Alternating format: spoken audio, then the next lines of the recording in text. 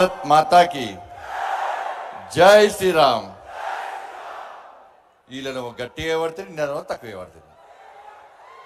అవునా కదా? ఈ సౌండ్ ఉంటుందా అన్న? జగిత్యాల గడ్డ అంటే, కరీంనగర్ ఉమ్మడి జిల్లా అంటే ఒక్కసారి మనకు గుర్తు రావాలన్నా, నక్సలైట్ల చేతిలో ప్రాణ త్యాగం చేసినటువంటి షహీద్ జితేంద్రనకు పురుడు పోసిన గడ్డన్న ఇది. రామన్న గోపనలు బలిదానటువంటి పవిత్రమైన గడ్డన్న ఇది. నా మధుసూదన్ గౌడ్ ప్రాణ త్యాగం చేసేటువంటి పవిత్రమైన గడ్డన్న ఇది, జగిత్యాల గడ్డ. వాళ్ళు పైకెళ్ళి చూస్తున్నారన్న, అరే మేము దేనికోసం బలిదానం చేస్తామో ఆ కళ సాకారం కాబోతున్నది. అటువంటి నా పవిత్రమైన గడ్డలో మా అన్నదమ్ముల పౌరుషం తగ్గింది అంటే వాళ్ళు భరిస్తారా అన్న? భరిస్తారా? భరిస్తారా? అటువంటి వీరులకు పురుగు పోసినటువంటి గడ్డ మీద ఇలా పిఎఫ్ఐ లాంటి లుచ్చనా కొడుకులు ఇక్కడ అడ్డబెట్టి పాకిస్తాన్ జిందాబాద్ అని చెప్పి నినదీస్తూ ర్యాలీలు తీస్తే వాళ్ళకు ఆర్థిక సాయం చేసేటోనికి, వాళ్ళకు సహకరించడానికి చెవులకెళ్ళి రక్తం కారణ లేదా? కారణ లేదా? మా జితేందర్ అన్న, మా రామన్న, గోపన్న, మధుసూదన్ కూడా చూడాల లేదా అన్న? వాళ్ళు చస్తామని తెలుసన్న, వాళ్ళకు చనిపోతామని తెలుసన్న, చంపుతామని వార్నింగ్ ఇచ్చిరన్న, పోస్టర్లు ఇచ్చిరన్న, టైం, డేట్, ప్లేస్ డిసైడ్ ఇచ్చిరన్న. కానీ ఈ రోజు నా జితేందర్ అన్న, నా మధుసూదన్ గౌడ్, నా రామన్న, గోపన్న జెండాని పెట్టి ఇంకపోలేదన్న.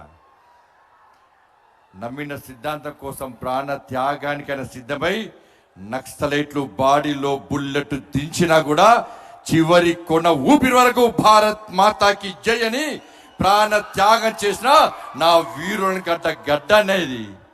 అటువంటి గడ్డ మీద నిర్ణయిస్తే ఎట్లుండాలన్నా? ఇస్తారా లేదా?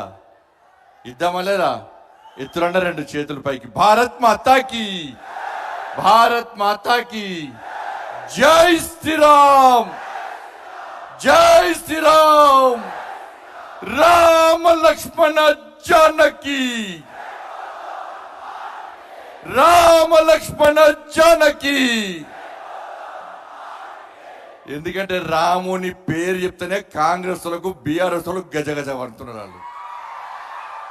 భారతీయ జనతా పార్టీలు రాముని పేరు చెప్పుకొని వస్తున్నారట, ఓట్లు వేయద్దట. అంటే కాంగ్రెస్ పార్టీలు, బీఆర్ఎస్ పార్టీ రాముని వ్యతిరేకిస్తున్నట అన్న. ఇలా తెలంగాణ సమాజం ఆలోచించాలి. భారతీయ జనతా పార్టీ పక్కా బరాబర్ రాముని గుడి కట్టిన పార్టీ. ఈ దేశంలోని ప్రతి హిందువు భాగస్వామ్యంతో భవ్యమైన, దివ్యమైన రామ మందిరాన్ని నిర్మించిన పార్టీ భారతీయ జనతా పార్టీ. బరాబర్ రాముని పేరు చెప్పుకొని వస్తాం. మీకు దమ్ముంటే మీరు రాముని వ్యతిరేకిస్తే మీరు బాబర్ పేరు చెప్పుకొని రండి. ఇలా తెలంగాణ సమాజం డిసైడ్ చేస్తుంది. రామునికి ఓటైనా, రాముని వ్యతిరేకులకు ఓటైనా తెలంగాణ సమాజం ఆలోచిస్తుంది. అరే ఊరికైనా వచ్చిందా అన్న రాముని గుడి? ఎంతమంది కరసేవకులు బలిదానమైరన్నా? ఎంతమంది కరసేవకులు రాముని గుడి కోసం పోయి బలిదానం అయిపోయారన్నా? ఆ కరసేవకులను కాల్చి చంపినటువంటి మూర్ఖత్వపు ములాయం సింగ్ పార్టీతో పొత్తు పెట్టుకున్న కాంగ్రెస్ పార్టీకి ఈ తెలంగాణ రాష్ట్రంలోని, ఈ దేశంలోని హిందువులు ఏ విధంగా ఓటేయాలని ఓటేస్తారో కాంగ్రెస్ పార్టీ సమాధానం చెప్పాలి.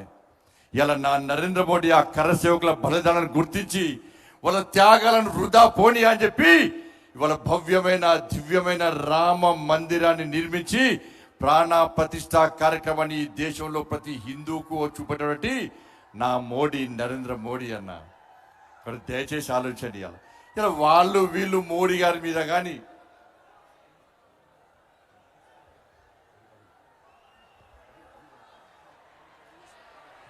భారత్ మాతాకి నరేంద్ర మోడీ గారు వచ్చింది కాబట్టి అందరూ కూడా వారి స్వాగతం పలకాలి. భారత్ మాతాకి జై శ్రీరామ్, జై శ్రీరామ్.